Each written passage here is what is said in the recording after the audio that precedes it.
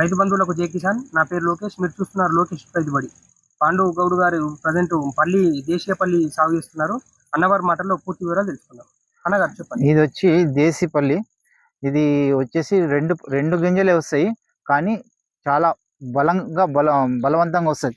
ఇలా ఉంటుంది చూడండి ఒక్కొక్క కాయ. ఇది వచ్చేసి ఎక్కడ కూడా కాంప్రమైజ్ లేకుండా కాయ ఎక్సలెంట్ ఇత్తు ఉంటుంది.